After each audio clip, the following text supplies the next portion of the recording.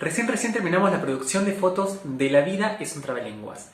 Ahora nos toca conocer a alguien muy especial para mí, una amiga de la infancia y quien fue la mente maestra detrás de este maquillaje. Caro Martínez. Caro, contanos cómo fue construir Alacrón a través de tus brochas. Para mí fue un honor haberte maquillado. Primero porque desde chiquitos nos conocemos, te vi crecer, nos vimos crecer. Segundo, por haber confiado en mí, en mi arte, en mis manos. La verdad es que haberle dado vida a Alacrón superó mis expectativas. La verdad es que la superó. Y no lo podía creer. Te miraba y yo decía, wow, increíble, increíble. Más cuando te pusiste la peluca, tremendo cambio. Me inspiré en Age of Aquarian, que es una drag queen que la rompe en redes, la dejamos por acá, así la chusmean. Y la verdad es que cuando me dijiste que querías que sea parte de este proyecto, vamos, de una, te dije. Y la verdad es que estoy muy orgullosa de vos, de Alacrón, que es una mujer hermosa y nada. Muchísimas gracias por haber confiado en mis brochas, en mis manos. Y te adoro, te súper adoro, te amo. Gracias. Hola, mi nombre es Ana Caligiuri. Les voy a leer un texto intercontinental del querido escritor Julián Cron, en donde aparece mi personaje, la Tana. Y dice así: cuando un cielo desestrellado es el único techo que tenés, los caníbales se posicionan en el punto de partida. El temor lidera las calles. El estado de alerta se trepa a tu espalda. Todo se vuelve un oscuro pasadizo. No hay luz de mercurio que alcance para sentirse a salvo. Esos fueron mis amargos sabores tras el lengüetazo de la noche. La casa que me vio crecer acababa de vomitarme al menosprecio de las veredas. Mi tristeza cumplía 15 años y mi futuro era un rompecabezas de 1000 piezas, desparramado sobre la mesa del azar. ¿Quién podría armarlo? Me recibí entonces de mi primera profesión, licenciada en suertes del abandono. Pero no hubo persona que descorchara festejo alguno, solo caninos ladrándole a la luna de mal agüero. La Ferrere tomaba otro color, la plaza de la familia. Vaya paradoja. Sería mi nueva cama y mis flacuchos brazos una frazada que no pude más que improvisar. Así aguanté no sé cuántos días, con mis tripas rugiendo furias y mi despertador mental desajustado, hasta que un murmullo se aproximó al zaguán de mis oídos. Soccorso non viene mai tardi. Era Italia, que me extendía una soga intercontinental, en cuyo extremo una voz se presentó como la Tana. Me regaló una sonrisa bilingüe y unos versos de noctívaga lectora. Arriba, ragazza, que la notte está estrellada y tiritan azzurri, gliastri in lontananza. Le encantaban las frases hechas y el decir de poetas latinoamericanos. Era una máquina de sortear sorpresas y pronto me daría la que más necesitaba, una figura materna con todas las de ganar. La Tana había pasado más de 5 lustros en la piel de Aníbal Caligiuri, un obrero que malgastó sus horas en la fábrica Linardi. La vida la pondría de cara a su destino, que no era más que su verdadera identidad. Y eso se animó a perseguir.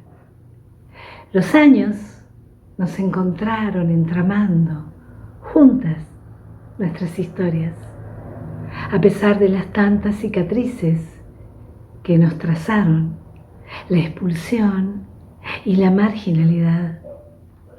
Ella evolucionó al mejor de los sustantivos, hogar, y me calmó con cuanto consejo sacaba de su galera. Por aquel entonces obtuve mi segundo título, diplomada en ruinas de la prostitución. Fueron tiempos de agachar la cabeza y asumir el mando de la única posibilidad que había para seguir de pie. Por suerte, mi Tana madrina aminoró tormentos con sus palabras mágicas y logró que las heridas ya no causaran estragos en mi rutina. La vergüenza se cansó de respirarme en la nuca y entendió que llegaría impuntual a cada una de nuestras citas. Pero, como he sabido, los finales felices solo se codean con la ficción. No pasó mucho tiempo para que el travesticidio irrumpiera en nuestra calma y se llevara a cuestas a la Tana, lejos, muy lejos de su Argentina hermana y de su Italia natal. Con su partida, culminé mi tercera profesión, magíster en ausencia del cariño. La fábrica de los buenos momentos se declaró en quiebra para siempre. Y mi pobre humanidad, doblemente huérfana. El ciclo se reinició. No hubo luz de mercurio que alcanzara para sentirme a salvo. Todo se volvió un oscuro pasadizo. El estado de alerta se trepó a mi espalda. El temor lideró las calles. Los caníbales se posicionaron en el punto de partida y un cielo desestrellado fue el único techo que me quedó. Texto de Julián Cron.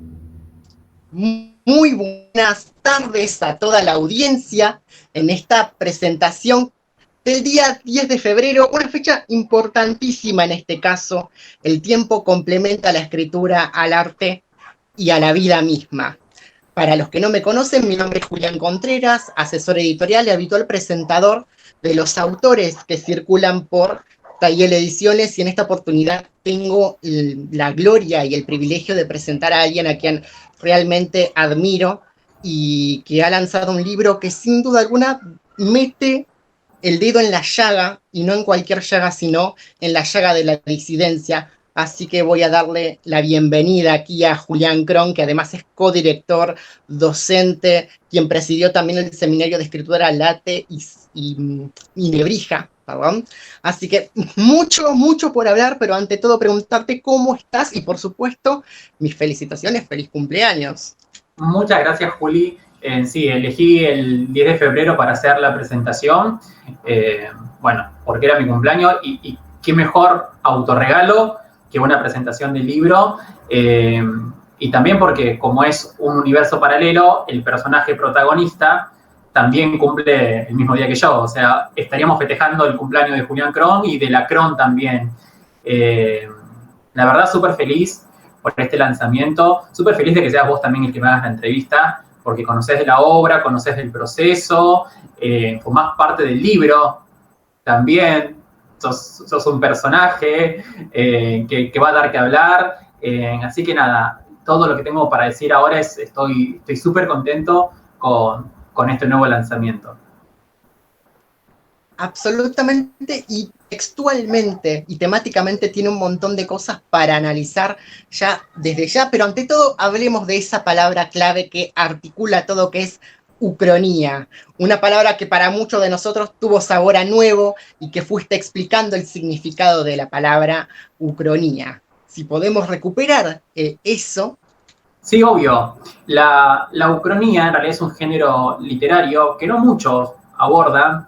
De hecho, en mi paso por la escolaridad, no es un género que me lo marcaron bien, ¿no? Digamos, como el género, no sé, de terror, de ciencia ficción, de realismo mágico.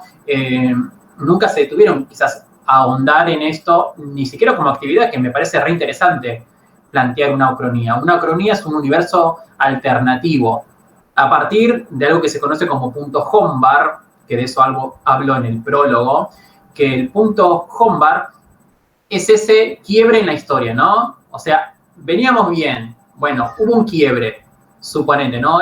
La gran ucronía es, ¿qué hubiera pasado si nunca hubiera nacido Adolf Hitler? Entonces, a partir de ahí se crea todo un universo alternativo, ¿no? Porque no existió el nazismo, bueno, etcétera, etcétera, etcétera. El punto Hombar es justamente ese, el punto de quiebre que da origen a la ucronía. Y como vos decís, como tiene sabor a nuevo, decidí explorarlo porque me parece una actividad súper interesante para que todos los escritores aborden, ¿no? Che, ¿cómo sería yo en un universo alternativo? Yo me encargué, obviamente, de ficcionalizar autores a mi antojo, y a vos te convertí, por ejemplo, en doctor, pero vos tranquilamente podés tener ese ejercicio de, che, en un libro quiero probar a ver cómo hubiera sido un mundo alternativo. Y la cantidad de cambios que hubieran acontecido, ¿no? Y creo que también eso, lo que siempre me propongo con mis libros es enseñar, es aportar algo, ¿no? Al universo cultural. Y me parecía que esto es un género tan abandonado y tan poco hablado que merecía la pena. Completamente, y además no elegiste cualquier punto Hombar, elegiste uno que desde un lado inesperado, debo admitir, no todo escritor hace ese ejercicio de plantearse la cuestión de la autopercepción y preguntarte por qué específicamente ese punto Hombar y más concretamente por qué la temática o la figura de las travestis en tu obra. Bien, en realidad es lo que movió todo el eje del libro. Es más, comencé con la temática que fuera sobre travestis antes de definir que fuera una ucronía, porque siento que de la sigla LGBTTIQ+, que es la sigla de la diversidad sexual, de las disidencias sexuales, es la única letra que no se aborda. De hecho, hay muy poca literatura con respecto a esto. Si bien hoy en día está más en auge la literatura donde aborda personajes trans, incluso en las telenovelas podemos ver que se aborda, pero nunca se habla de la persona travesti, es decir, aquellas personas que no se terminan de definir como mujeres trans, ¿no? Sino que se quedan en ese lugar del no binarismo, de, che, no soy completamente hombre ni soy completamente mujer y me gusta que me llamen travesti y resisto desde ese lugar, ¿no? Que hay algunas referentes que mencionan el libro, como por ejemplo Marlene Guayar, también tenemos a Susie Shock, en el caso también a Diana Zacayán, que son como las principales referentes, o Luana Berkins, las principales referentes de la comunidad travesti, ¿no? Y también para quitarle una etiqueta al travestismo, que siempre se utilizó como algo de lo que no hay que hablar mucho.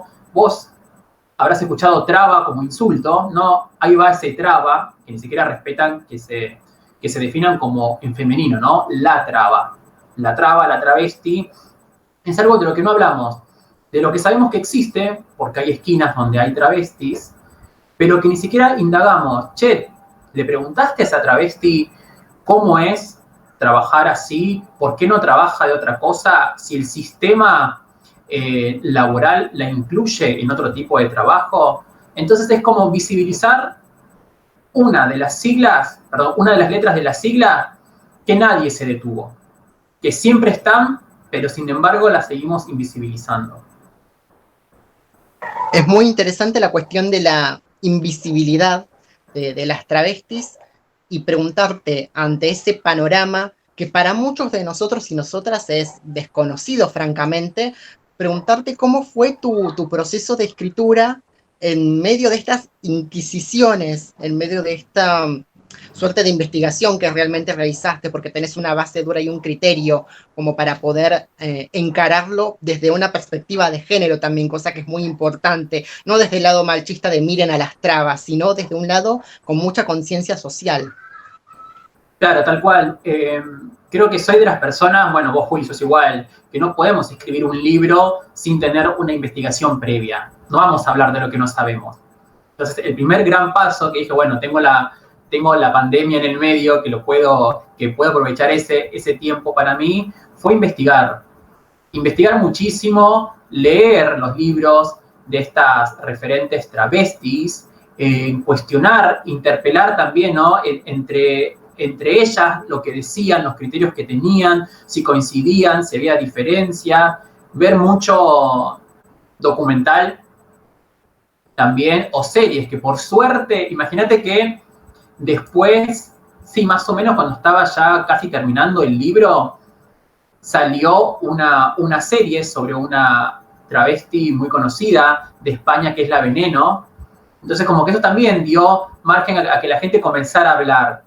Y dije, bueno, está genial justo en este contexto lanzar la obra, escribir la obra, y sobre todo me faltaba algo que yo considero que es crucial, porque uno puede leer, puede ver películas, series, puede, no sé, instruirse en muchos aspectos, pero hay algo de lo testimonial que no puede faltar. Y ahí, Juli, apareció la gran sorpresa y la gran resistencia. Cuando quise entrevistar a personas travestis, me encontré con negativas. De hecho, acá en el barrio, porque también sitúo, que después vamos a hablar sobre esto, pero sitúo en mi tierra, que es La Ferrer, hay travestis. Entonces quizás, no sé, ves durante el día una persona que va a caminar.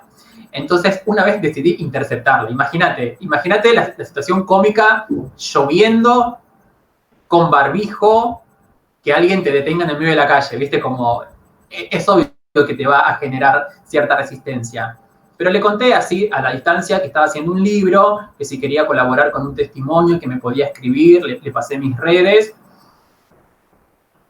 Hasta el día de hoy no recibí mensaje. También me encontré con otras personas a las que intenté, y siempre como esa defensiva de tipo, ¿qué estás escribiendo y por qué estás escribiendo esto?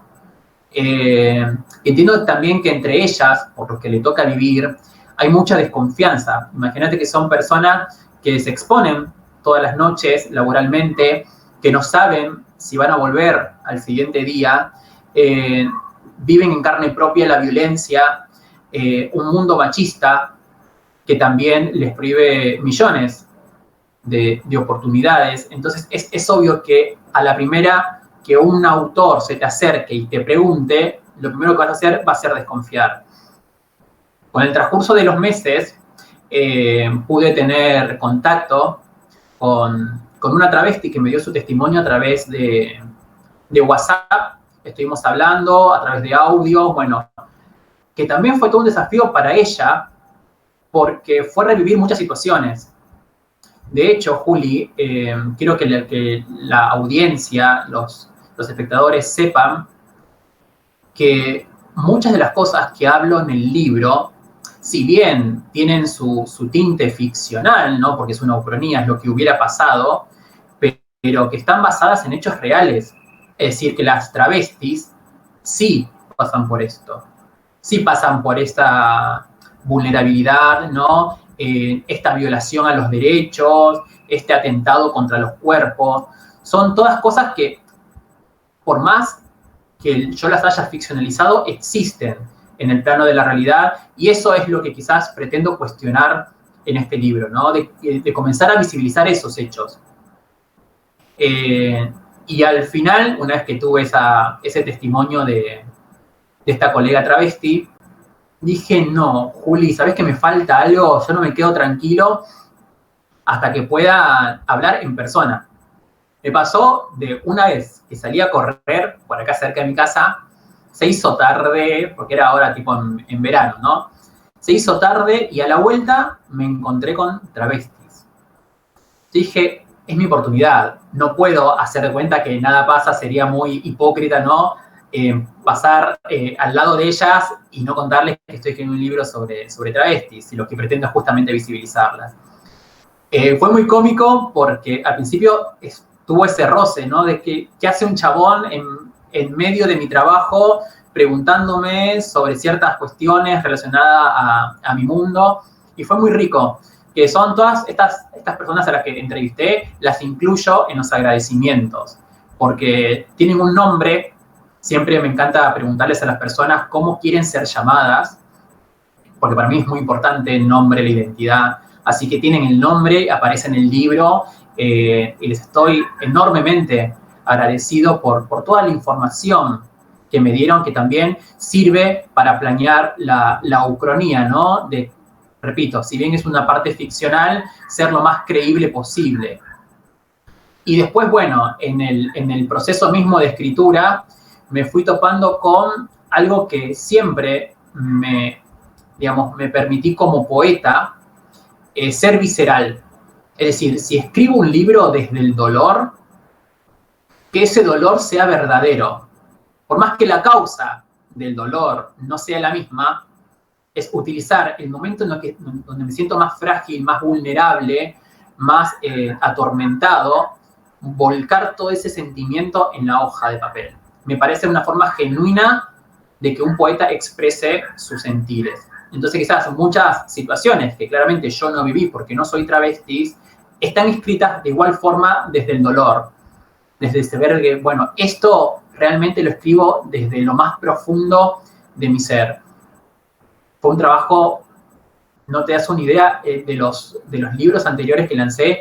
Este es el más difícil porque en donde más involucramiento personal metí y donde después me costó salir, ¿no? Me costó volver a ser Julián Cron, a darme cuenta que la Cron es un personaje del libro. Me costó, y creo que eso significa que me comprometí bastante con la obra.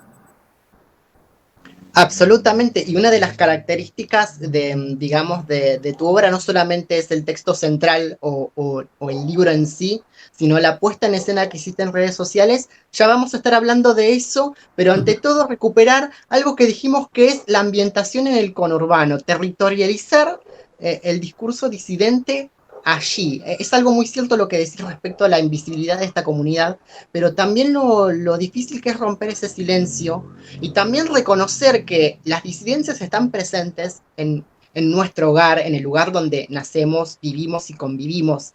¿Por qué el ambientarlo en un territorio conocido como La Ferrer? Bien, en primer lugar porque a la persona que le pregunte sobre La Ferrer o no conoce, o si conoce, conoce la parte más fea, ¿no? Quizás, no sé, de los robos, de la inseguridad. Nadie piensa que quizás acá hay actividades culturales, acá hay escritores, acá incluso hay un teatrito que es hermoso, que es la Tapera Teatro. Hay mucha actividad, no solamente en La Ferrer, sino en La Matanza, en el conurbano.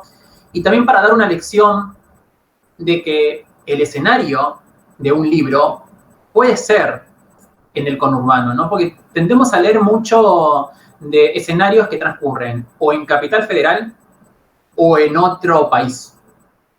Entonces, como que nadie habla de su propio territorio, ¿no? Y a veces decir conurbano suena a mala palabra, ¿no? Che, ¿en serio vivís del otro lado de la General Paz? El conurbano, sí, me hablaron del conurbano. Como diciendo, todo el resabio de la sociedad está en el conurbano. Nada bueno pasa en el conurbano. Entonces, como para eliminar por completo esa etiqueta para sacar el estigma a lo que es el conurbano y para presentar también situaciones que pueden suceder acá mismo, ¿no? Yo tengo muchos lectores en escuelas donde me invitaron, que son todas escuelas de La Matanza.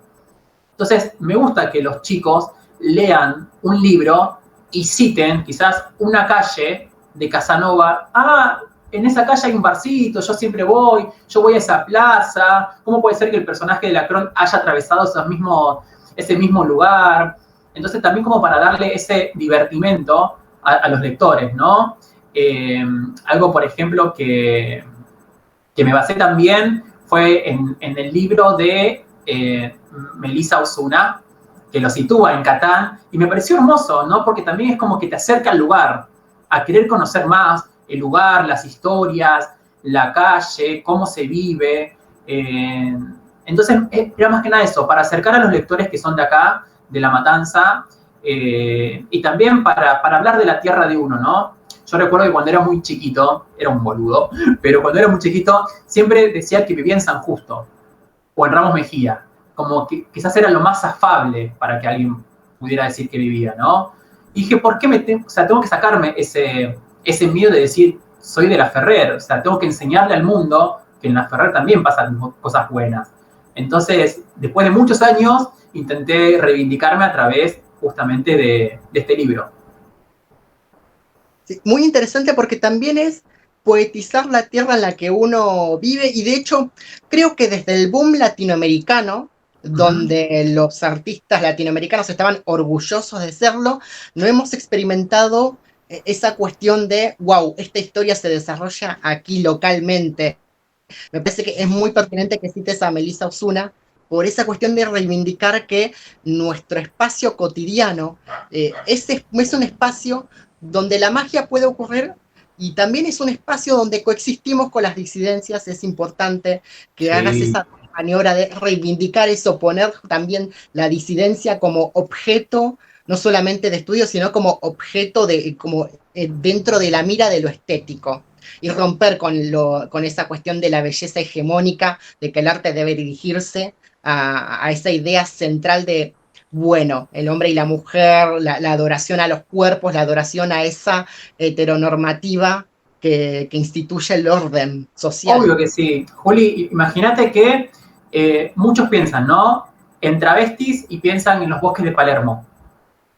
Como si fuera, qué sé yo, un nicho donde se juntan todas las travestis del mundo. No, o sea, vos podés salir y en la esquina quizás donde vas a comprar, no sé, el pan, a la noche hay una travesti que no le queda otra opción que prostituirse, ¿no? O, por ejemplo, es romper todos esos estereotipos. Yo cuando a veces hablaba con mis estudiantes, a partir de cuentos, ¿no? De la literatura, ver cuál es el imaginario de ellos. Y quizás ellos piensan que, no sé, un homosexual es una persona que vive en Palermo, Hollywood, que usa la ropa ajustada, la ropa rosa y quizás tiene un caniche. Entonces dije, ojalá todas las personas homosexuales ya por ser homosexual tuvieran un departamento en Palermo, Hollywood. O sea, hay que desmitificar todas esas cosas, ¿no? Hay homosexuales y hay disidencias en todos los lugares donde vivimos, donde tenemos a nuestros conocidos, nuestros amigos. Entonces, darnos cuenta que nada, que es más cercano de lo que pensamos. Y ese quizás es el punto que quería lograr con lo territorial. Absolutamente. Y como dije hace unos momentos, es algo que desarrollaste no solamente en tu obra textual, sino también en una interesante puesta en escena en Instagram, en las redes sociales, donde fuiste compartiendo extractos de tu texto y a la vez performances visuales, caracterizado como Lacrón. Consultarte concretamente cómo fue la realización de eso. Bueno, fue todo un desafío. Soy una persona que siempre me gusta llevar al extremo las cosas, ¿no? Siempre y cuando ese extremo sirva para algo. Y me planteé la idea, ¿y si comienzo a promocionar mi libro como Lacrón? ¿Sabés qué era tipo la tapa donde, no sé si recordás que salió una aplicación que te hacía ver como si fueras del otro género. Bueno, entonces, sí, hubo un boom al respecto muy interesante en las redes, sí. viste tal cual, que no sé cuánto tiempo duró, pero que estaban todos con ese filtro que te hacía mujer o que te hacía hombre. Entonces dije, no, yo no quiero un filtro, o sea, yo quiero realmente promocionar y además con la seriedad, no a través de la burla. Che, mirá cómo soy como mina. No. Personificar bien, que las fotos sean profesionales, que el maquillaje sea profesional, que de hecho agradezco a Caro Martínez, que es mi amiga y fue la que me maquilló, y dar vida a la Cron a través de la imagen, porque no podemos dejar pasar el tema de que también atraemos mediante lo visual, ¿no? Quizás hay personas que ni siquiera se detienen a leer, pero sí se detienen en la imagen. Che, mira, boom, un shock que presenta una imagen y abajo parte o fragmento del libro. Entonces, lo primero que llama es la imagen, como muchas veces una tapa, ¿no?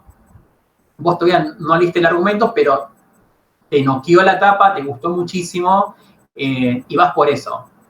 Entonces, eso es lo que pretendía. Tengo la peluca, que me la compré especialmente para la ocasión. Me costó coincidir, obviamente, con mi amiga por los tiempos de cada uno, pero en cuanto lo logramos, era nada. Yo dije, bueno, Caro, imagínate que de esto voy a hacer una producción de fotos. También resaltar el tremendo acompañamiento de mi madre, que mi mamá también es prologuista del libro, y le di un lugar muy importante porque a ella me tocó ficcionalizarla en el mal sentido, ¿no? Digamos, como una madre prejuiciosa, que ataca al personaje, que no entiende las disidencias, y es todo lo contrario a lo que es en la vida real, ¿no? Es un amor de persona, todos los que la conocen le encanta lo que es la personalidad de mi madre, y fue quizás la que le tocó evolucionar más en todo el proceso del libro. Y eso es algo que no queda plasmado en la obra, y por eso es importante comentarlo en este espacio. Imagínate que, una anécdota, a los 5 años, yo mirando una telenovela, que era Verano del 98, me acuerdo, aparecía Tomás Fonsi, y yo hice un comentario de, qué lindo chico. No dije que me gustaba, que me quería casar con él, dije simplemente qué lindo chico. Un comentario apreciativo. Y ella, automáticamente, porque la cultura nos enseña, ¿no?, a decir automáticamente cosas que ni las racionalizamos, me dice, no, a vos te tienen que gustar las chicas. Esa misma madre, que cuando yo tenía 5 años, me dijo esa frase, porque también es parte de una cultura machista, hace un par de meses estaba obsesionada con buscarme vestidos para que se pusiera la Cron. Que me decía, probate este vestido, tengo otro que te puede quedar bien, lo podés combinar con tal cosa. Y usted cuando decís, pará, ¿es la misma madre? Es la misma mamá que quizás cuando le conté que tenía una orientación sexual diferente, le costó aceptarlo al principio. ¿Es la misma madre? Entonces creo que me enamoré de ese proceso, ¿no? Del vínculo familiar, del acercamiento con mi madre, de que me acompañara, de que estuviera ahí cuando me maquillara. Y es algo como que me cuesta incluso transmitir con palabras, porque la cercanía que logré con mi madre a través de esta obra, y también todo lo que le comenté con respecto al proceso del libro, nos acercó un montón. De hecho, hay un poema que ella lee en esta presentación, que es sobre cómo mis padres se conocieron. O sea, hasta eso quise poner en el libro. Pero no todo es color de rosas, y lo sabés, Juli. Este objetivo que yo tenía de poner en imagen a la Cron trajo una consecuencia que sinceramente no me la esperaba, que fue el ciberacoso, que es algo que también como que quería destinar un tiempito para hablar en esta presentación. Nunca me imaginé el nivel de acoso que iba a recibir a través de las redes. Un nivel preocupante. Al principio fue simplemente, bueno, un comentario desubicado en una publicación que lo puedo eliminar. Después fue un conocido que tenía que dijo, che, como que la cron me genera ciertas cositas, ¿eh? Y al principio era como risas porque decís, bueno, al menos soy convincente con lo que hago y te creíste la imagen de la cron. Pero eso fue lo más leve.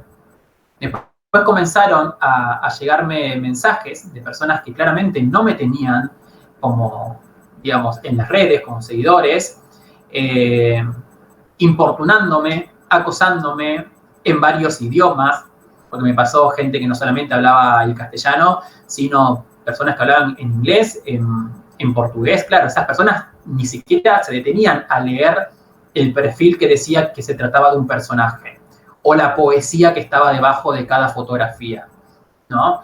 Ellos se detenían simplemente a ver la imagen y a sentirse con el derecho de enviarme fotos y videos que nadie les había pedido, ¿no? Y esto tengo que decirlo, fotos en paños menores o fotos completamente desnudo, que me pareció de una total violencia que ya no pude quedarme al margen, Juli. Al principio dije, bueno, es un hecho aislado, después continuaron hasta el día de hoy, algún que otro desubicado me manda, y me vi la obligación de interrumpir la promoción del libro, porque si hay algo que quería es mostrarme como la Cron en todo momento, no aparecer como Julián Cron durante la promo del libro, pero tuve que hacerlo, porque vos pensás que si a eso le pasa a un personaje de literatura, o sea, ni siquiera es una persona real,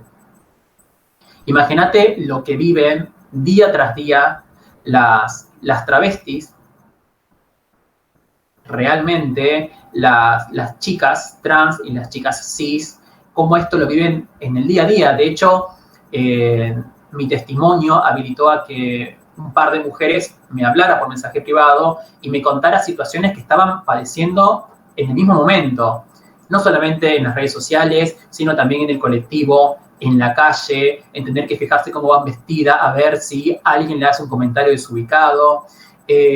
Juli, no te des idea cómo me afectó eso.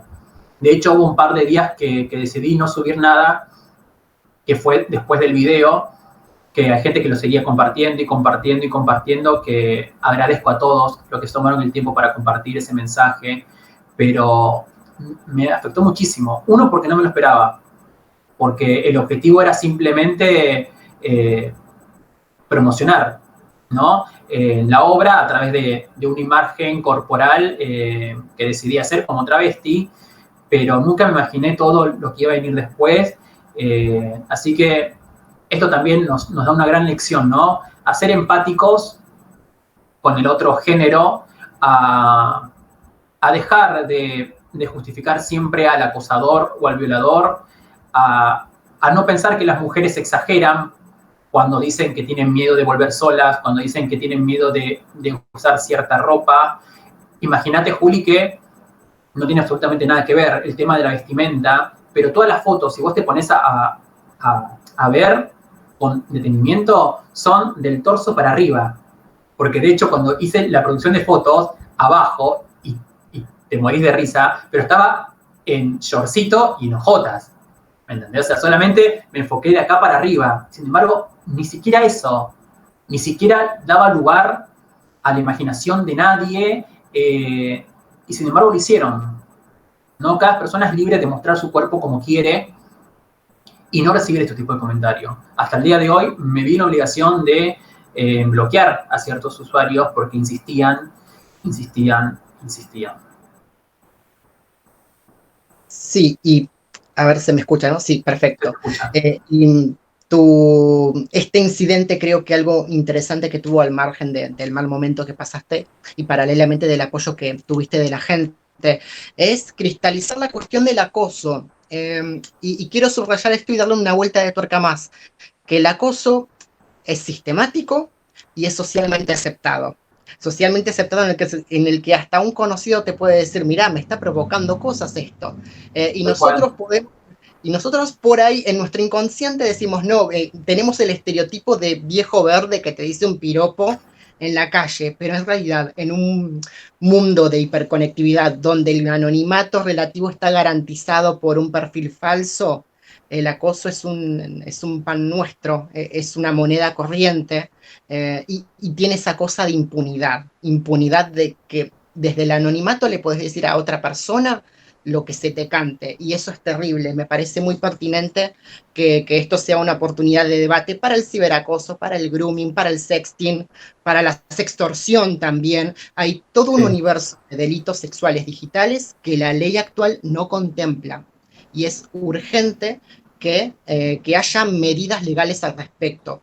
Chicas que, por poner un ejemplo, chicas cuyos exnovios expusieron sus fotografías desnudas en un momento de intimidad y la pasan realmente mal, incluso al borde de deprimirse, o incluso hasta llegar al suicidio, que hemos tenido un caso en la República Argentina, y ninguna ley las contempla.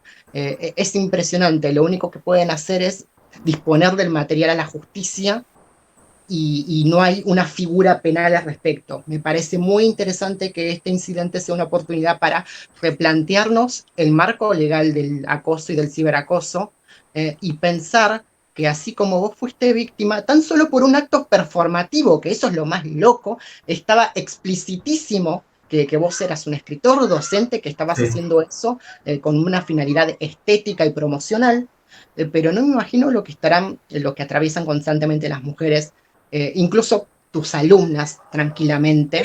Sí, tal cual. No, Y pero me Juli, parece, encima, algo que no dije, pero al primero que me hizo este comentario, una forma quizás como de frenar esto, yo dije, soy un hombre, punto, y no le hablé más. ¿Y sabes lo que me respondió? Sí, ya sé, pero asumiendo que yo era una travesti con genitales masculinos. O sea, ahí te das cuenta, ¿no? El morbo que tiene esta gente, o sea, cómo se excita, cómo se calienta y cómo ven siempre a la figura de la travesti con el derecho de sexualizarla. De hecho, muchos de los poemas que yo subí como fragmentos debajo de las fotografías denunciaban eso, denunciaba cómo se sexualiza a la travesti, y de repente te encontrás con un mensaje privado de personas que les gustan las travestis y quieren que te muestres, y te piden fotos y ellos te muestran fotos. Por eso digo, la verdad es muy violento, y hay personas que se refugiaban en el anonimato porque no tenían ni foto de perfil, pero otras personas que no, que se mostraban tal cual. Entré, recuerdo, a un perfil y decía, soy cristiano, está siempre Dios primero, y, o sea, esto no es muy de Dios, te digo, que acoses a una persona por las redes sociales, ¿no? Y se muestran. Lo denuncié, sin embargo, sigue subiendo fotos. Entonces, es como eso también, ¿no? Como vos decís, toda la impunidad que gira alrededor de esto, ¿no? Y quizás, lamentablemente, tenemos que contar un hecho trágico para comenzar a accionar. Y tenemos que dejar de ser tan fatalistas en ese aspecto, ¿no? Tenemos que actuar a tiempo. Y esta denuncia es la denuncia que tienen muchas mujeres, y lamentablemente no le dan cabida, la justicia lo minimizan, piensan que exageran. Entonces, la verdad, ojalá que esto sirva para, sé que no va a disminuir, pero que al menos sirva para generar conciencia y para saber que todas las personas pueden denunciar esto, que no se tienen que callar como quizás al principio me callé yo, porque estuve como 2 semanas sin hablar de esto, hasta que como continuaba, no me dio otra opción que denunciarlo públicamente.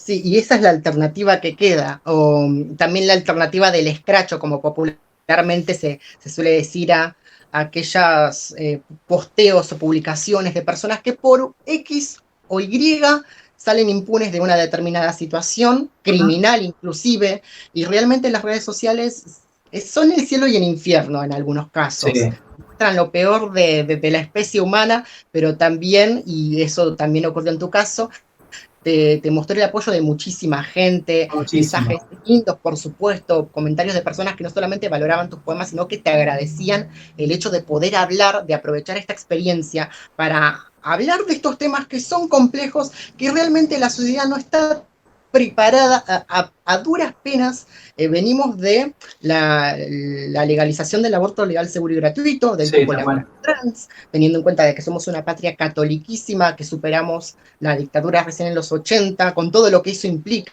Entonces realmente necesitamos, y me sumo a tu reclamo constante, porque te conozco y sé que insistís mucho con eso desde tu lugar de persona y docente también, con educación sexual integral. En Siempre. todas las esferas, que sea interdisciplinar, interseccional y que aborde estas cuestiones tan complejas y para muchos de nosotros tan novedosas como es el ciberacoso. Sí. Pero hasta, Juli, hasta lo que vos planteás, el tema de una expareja que te expone en las redes sociales, pero cómo, incluso, a ver, a veces pasa la violencia dentro de un noviazgo, ¿no? O sea, ni siquiera se terminó el noviazgo y hay episodios de violencia que a las personas les cuesta discernir, che, esto es violento, pero es mi pareja, ¿cómo una pareja, una persona que me ama, me puede hacer daño? ¿No? O sea, todas esas cosas que por mucho tiempo nos callamos, es hora de visibilizarlas, de denunciarlas y de saber que hay gente que acompaña. Lo que vos dijiste es fundamental, Juli. Mucho apoyo recibí. Y todo el apoyo que recibí tampoco lo mostré en las redes sociales. Sí compartí cada vez que compartían el video, pero después unos mensajes alentadores, incluso que me llamó mucho la atención, de hombres, ¿no? Hombres que me decían, che, la verdad que mi propio género me decepciona, pero te acompaño, la verdad que sé que la pasaste mal. No, Juli, la verdad que me di cuenta también que hay mucha humanidad. Así que todo ese apoyo lo agradezco enormemente. Absolutamente, nos quedamos con lo lindo de la experiencia y también nos quedamos con el apoyo de colegas escritores a quienes incluiste en esta ucronía. Me incluyo, me honra ocupar un lugar en ese universo bastante antagónico. ¿Y cómo fue ese proceso de seleccionar a los autores y autoras que conformen parte de esta ucronía? Si te fuiste contactando, cómo reaccionaron, cómo fue ese proceso de elegir al elenco. De la vida. Bueno, en principio creo que la idea surgió de decir, che, se está generando una linda familia en Tayel, ¿no? De hecho, en el 2020 comenzó, pero por propia iniciativa de los autores, a circular esto de familia Tayel, este acompañamiento, esta relación que ya deja de ser una relación fría entre la editorial y el escritor, sino más afianzado. Hubo muchas redes después de Nebrija y Delate, vi que las personas se juntaban entre sí y debatían y se hicieron muchas amistades. Entonces dije, pará, esto lo tengo que documentar en un libro, la familia Tayel tiene que estar en este universo ficcional y ucrónico. Y dije, bueno, eso fue muy, muy personal el tema de la elección, ¿no? Claramente hay personas que tienen más afinidad con unas que con otras y quizás tienen ya cierto recorrido. Es decir, los conocés, yo a algunos autores los conozco porque ya le he corregido todas las obras, fueron alumnos de Nebrija y Delate, hubo otro tipo de vinculación. Entonces, no es una decisión, quiero aclarar esto, no fue una decisión editorial. Fue una decisión particular de escritor Julián Cron, de, che, te sumo a mi libro, te copa la idea. Obvio que a todos les consulté. A algunos les consulté más que a otros. Por ejemplo, no sé, a vos, Juli, no te dije, ¿qué querés ser en mi libro? No, yo dije, vos sos el doctor Contreras. Escuchame, un doctor chanta que inyecta a las travestis. Y fue eso, fue como... Fue como eso, fue imaginarme, che, a ver, ¿cómo puede ser en un universo alternativo? A vos, por ejemplo, te mantuve la identidad de género, pero a otros no. Por ejemplo, a Ana Caligiuri la hice mi gran madre traba, a Federico Cerventi, que para mí es uno de los personajes más divertidos, la Falopio, que es la secretaria de tu personaje, y le dije, che, Fede, ¿tenés algún problema con que te cambie la identidad de género? Y él súper feliz, que de hecho recibí... un buen acompañamiento de todos los autores, porque también como los conozco, sabía de cierta forma que iban a aceptar. Y cada uno, en este universo ficcional, aporta, es como el periplo del héroe, ¿viste? Te encontrás con ayudantes y con adversarios. Bueno, lo mismo quería retratar en esto, pero qué mejor que a los autores de Tayel. Y la otra finalidad, porque no es solamente, bueno, incluyo a la familia Tayel porque me caen bien, sino que pienso que todos los autores, los que somos autores independientes, tenemos que acompañar mucho el arte del otro, del colega. Entonces, al final del libro, en la parte de agradecimientos, cito a cada uno de ellos el nombre real, al lado el nombre del personaje y abajo un código QR. Esto se lo explico a todos. El código QR lo que te hace es, te habilita a ir a la página de Tayel donde figura su libro, para que sepan que estos también son escritores y que también escriben y cuyos libros son muy interesantes. Entonces quería destinar una parte del libro en hacer una promoción de mis colegas, ¿no? Como, che, esta gente también tiene cosas potentes para decir. Y todos distintos, diferentes géneros, diferentes realidades y diferentes puntos de Argentina. Y fue lo que más me gustó. Es como la parte humanitaria del libro, ¿no? Es como un abrazo a todos los colegas. Y también fantaseaba con la idea de que el personaje también uno lo pudiera desarrollar en un libro, qué sé yo, no sé, que el doctor Contreras aparezca en otro libro, ¿no? O que Lacrón sea un personaje secundario en el libro de, no sé, Ailén Marinetti. O que, no sé, la Falopio aparezca en el libro de tal. Entonces, como, si uno se plantea un universo alternativo, las infinidad de situaciones que podés crear con respecto a eso es impresionante. Así que decidí jugar con eso, ¿no? ¿Cómo va a ser? ¿Cómo sería un autor de Tayel en otra vida?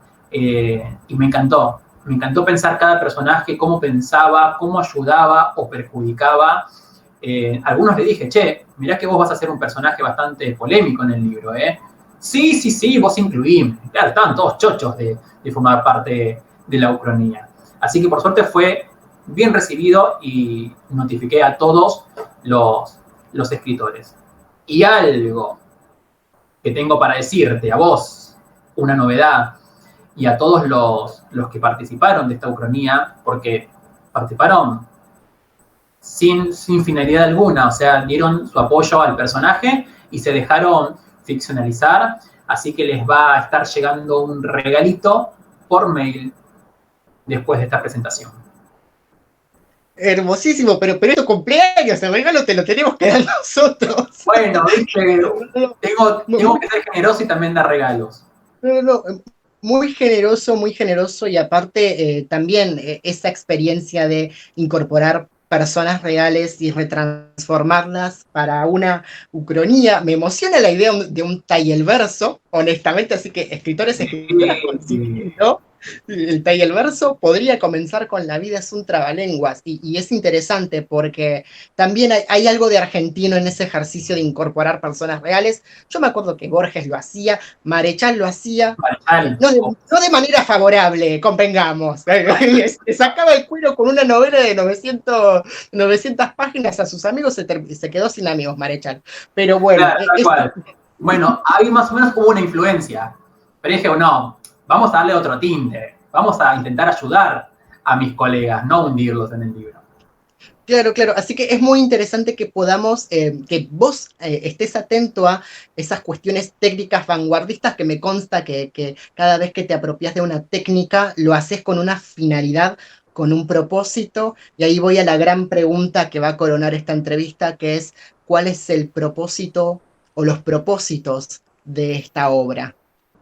Bueno, en principio, como dije, es hablar de una comunidad que es el colectivo travesti, que nadie habla en buenos términos, ¿no? Y ahí me detengo también en una aclaración y hashtag spoiler, de que me costó mucho revisar el final de la obra, ¿no? En uno de los documentales de los cuales me nutrí, dice que siempre en los libros aparece, ¿no? Donde se cita una travesti o una chica trans, se muere. Como que el final es trágico. Y yo dije, che, pero yo tenía pensado un final así. Entonces como que me desafió a revisar incluso eso, ¿no? Porque, ¿qué estamos diciendo de un personaje en todos los libros que un personaje travesti muera, es un mensaje. Es una persona que no puede proyectarse más tiempo viviendo, una persona que tiene que morir sí o sí. ¿Qué estoy diciendo con matar a un personaje recurrentemente en un libro? Me cambió absolutamente todo. O sea, el libro se divide en 3 partes. La tercera parte tuve que modificarla absolutamente. Dije, no, este personaje no tiene que morir. Tiene que enseñarle a la comunidad que una travesti puede vivir más de 35 años, que es el promedio que lamentablemente viven estas personas, y dar el mensaje, ¿no?, de que se puede salir de la situación prostituyente, que se puede encontrar un hogar, que se puede encontrar una persona que te ame, que no te obliga a ser ni hombre ni mujer, que te ame por ser travesti. Para mí todo es un mensaje. Incluso lo que no decís es un mensaje. Así que el gran propósito es ese, es visibilizar al colectivo travesti, a quitarle la mala palabra, ¿no? Porque algunos decían, che, traba no es un poco fuerte. No, ellas se autodenominan trabas.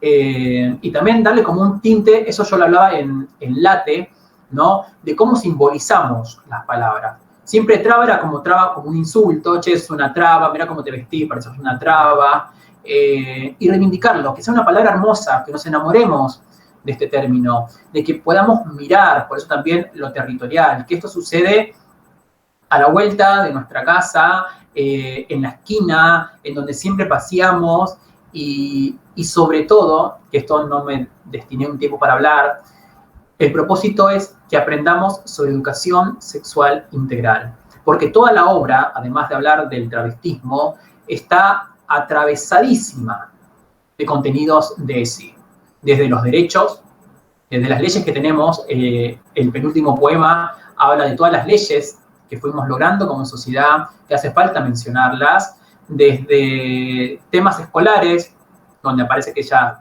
por ejemplo, el bullying que ejercen los profesores hacia los estudiantes, de temas de salud, por ejemplo, el tema de enfermedades de transmisión sexual, infecciones de transmisión sexual, como el VIH, y todo lo que gira alrededor, ¿no? Manejo muchos términos para que las personas aprendan qué significa ser indetectable en el mundo de los que tienen VIH, qué significa, no sé, ser vertical, que son las personas que nacen con el virus. Después, mucha también con respecto de los vínculos. Algo que dice la Ley de Educación Sexual Integral es valorar la afectividad. Uno piensa que si una madre discrimina a su hija por ser travesti, es como, eso no tiene nada que ver con AISI. Y sí, tiene mucho que ver cómo nos relacionamos con las personas. Y eso también quiero agradecer a las personas, a mis seguidores, que un día en Instagram decidí hacer una encuesta. Dije, che, estoy escribiendo mi libro. ¿Qué contenidos de educación sexual integral quieren que aparezca en este nuevo libro? Y muchos colaboraron. Entonces también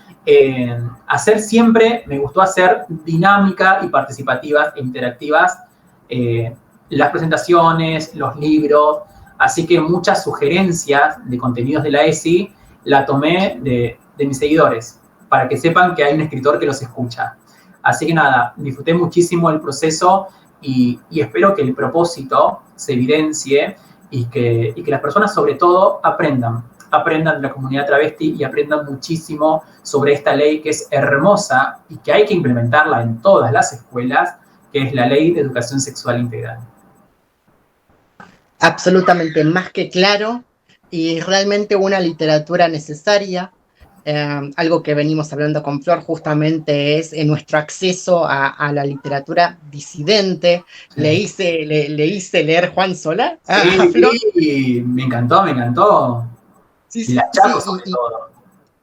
Exacto, absolutamente, pero también es una oportunidad de interiorizarnos en este universo que por mucho tiempo fue y sigue siendo marginado, no solamente en el ámbito cultural, sino también social y político. Y me parece un gesto invaluable poder entrevistarte a vos, que además hablas del arte como una forma de conexión, no desde la pedantería, es algo que rescato del ámbito de Taller de Ediciones en sí, que acá hablamos de arte, pero no desde el lugar de la elevación o de la asimetría del poeta en su torre de marfil mirando hacia abajo. Me parece muy interesante lo que acabas de decir de que un escritor los escucha. cuán importante es, primero que todos nos escuchemos, pero también que a través de lo que escuchemos podamos dar voz a aquellos que cooptan o son cooptados por el silencio. Y realmente creo que esta presentación va a dar lugar a muchos debates, muchos cuestionamientos e introspecciones para nosotros mismos. Empecemos a cuestionar nuestro modo de ver el mundo. Es algo que yo me invito todos los días a hacerlo. Y realmente estas charlas, estas presentaciones, estas obras literarias de esta naturaleza me permiten ampliar un poco más el horizonte, así que más allá del Julián presentador, más allá del Julián escritor o lector que te admira como persona, realmente afortunado de poder conversar sobre estas cuestiones tan complejas con vos, con todo el criterio y el respeto que le tenés a toda la comunidad, a toda la diversidad. Me parece invaluable estas palabras que hemos dicho. Y nada, nuevamente, el mejor de los deseos para vos, no solamente porque es tu cumpleaños, sino también porque sos una persona maravillosa y un escritor talentosísimo. Y más allá de la obra, más el verdadero éxito que sea compartir y aprender del otro. Así que sos un genio. La verdad que cuando dije presentación, dije, obviamente tiene que estar Juli Contreras ahí, que te dije, leyeras mi obra, que te iba a dar un ejemplar, estaba súper emocionado con que vos me leyeras, y para mí es todo un honor. Alguien porque realmente considero que sos un grosso en lo que haces, y tenés múltiples facetas, que te hayas destinado un tiempo para esta presentación y para esta entrevista, la verdad que para mí lo voy a atesorar en mi corazón siempre. Así que muchas gracias, Juli. Gracias también por el acompañamiento, porque sé que siempre acompañás mi arte y que siempre te invitás, como vos decís, a cada día de construirte más. Y eso para mí es súper, súper valioso. Así que muchísimas gracias por esta entrevista y bueno, a festejar el cumpleaños y a festejar también el cumpleaños de la Cron. Absolutamente. Y esto no se termina acá. La Cron y Julián Cron van a seguir vigentes a lo largo de esta presentación, así que continuaremos con la misma y por supuesto muchas gracias a la audiencia por acompañarnos hasta aquí y estén atentos porque La vida es un trabalenguas ya es uno de los grandes hitos de este 2021 en Tayel Ediciones, lo pueden conseguir allí. Muchísimas gracias, Juli, gracias a vos, nos despedimos por ahora del público. Hasta pronto. Hasta pronto. Hola, soy Aileen Marinetti, voy a leer Positivo, un poema en el que aparece mi personaje, la doctora Esperanza. Ahora es cuando llega la culpa, cuando colisionás con el espejo y no hay ninguna Cron, sino retazos invertebrados de tus sectores más débiles. Ahora es cuando sentís un virus circular en tu organismo y se te fatigan los ánimos, las quimeras juveniles. Tus ubres caen cansadas, no hay una pizca de amor que puedas darte para sanar. Ahora es cuando te convertís en tu propio eslabón perdido, cuando te alienás a tal punto que no encontrás la frescura en tus adentros.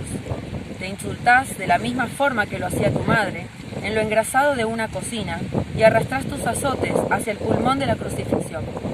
Ahora es cuando llamás a Eusebio y le pedís que te acompañe al hospital.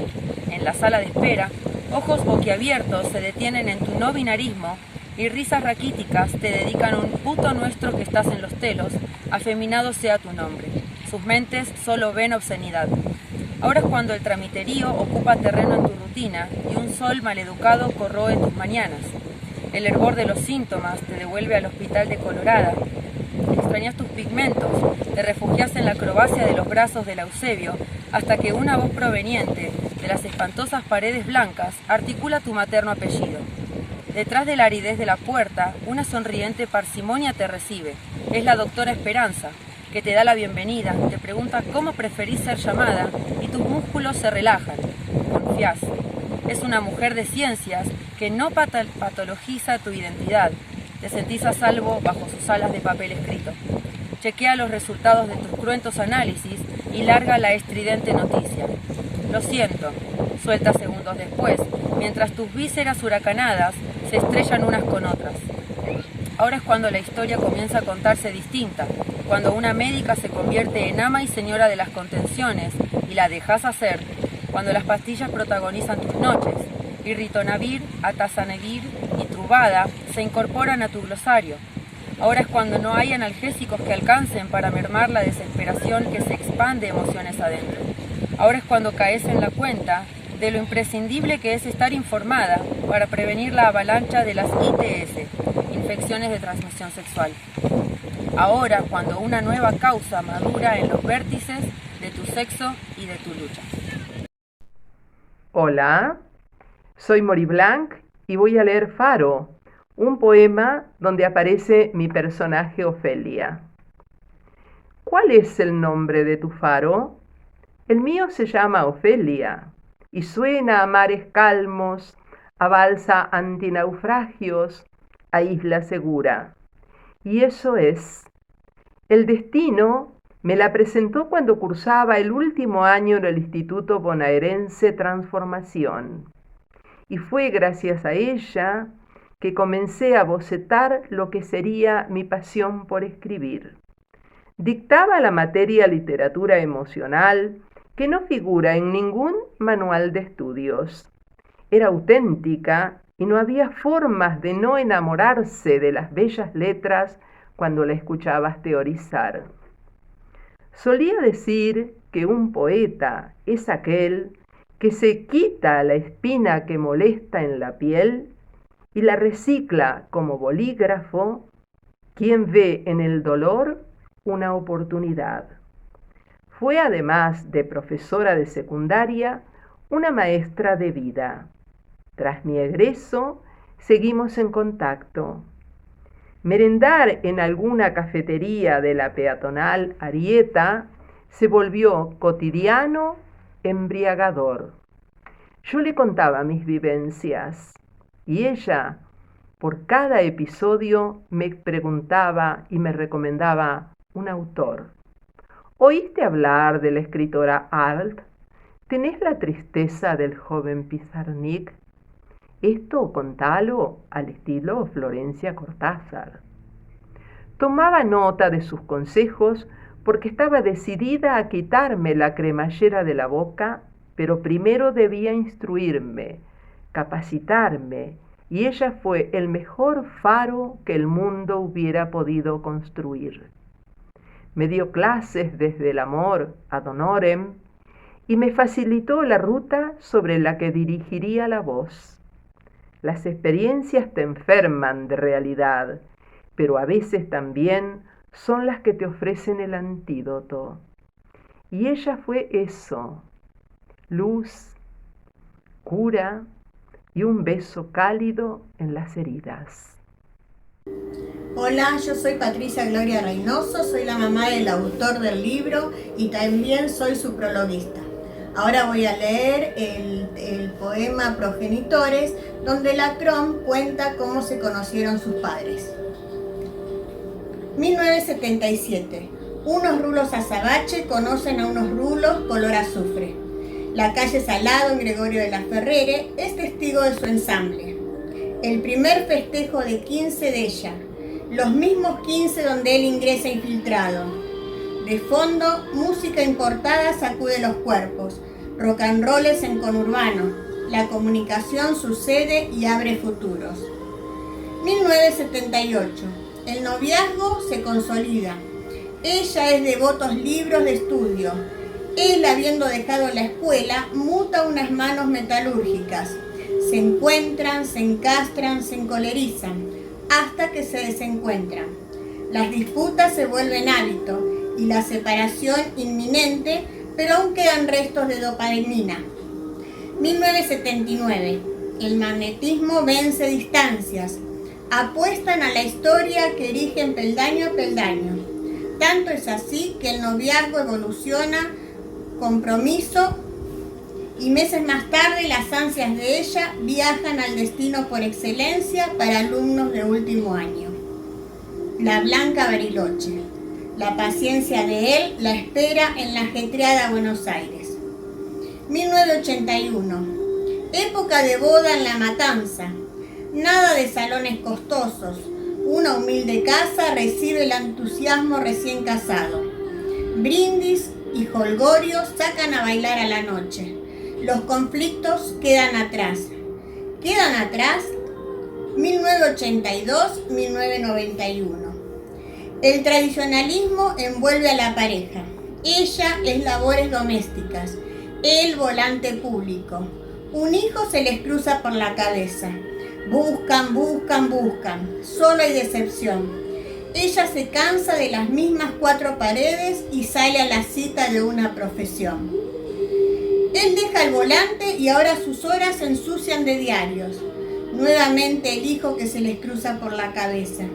Buscan, buscan, buscan. Se prolonga la decepción. Ella es título en mano. Él es puros dientes detrás de un ramo de fresias. Ambos son cenas de egreso, pero en secreto desean algo más. 1992. Un vuelo se inmiscuye en sus vidas con la malicia de separarlos para siempre. Él es trámites en Estados Unidos. Ella es soledad argentina. Un teléfono con disco de marcar es el único denominador común. Por asuntos de la visa, él extiende su estadía en territorio extranjero.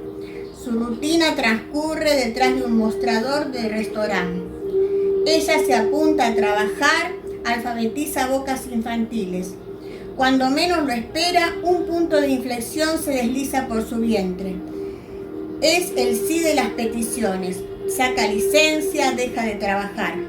En su rostro, pinceladas de alegría. La novedad en la punta de la lengua. El teléfono que es canal de felicidad. Él y su promesa de volver cuanto antes. Ella y un porvenir en sus entrañas. Pero cuando todo parece encaminarse, el retorno se viste de tragedia. Turbulencia en las alturas. El caos tragándose un avión. El noticiero transmitiendo al siguiente día. Los intentos de hallar sobrevivientes. Ninguno. Ella con agujero en el pecho y un embarazo negro que sigue su curso. Él un ramo de fresias sobre la tumba. 1993. Ella es contracciones e internación. La voz de la enfermera insistiendo que puje. El alumbramiento sin un padre en la mira. Una madre primeriza repleta de huecos. Y un quejido a cuestas de más de 4 kilos que le recordará eternamente a él.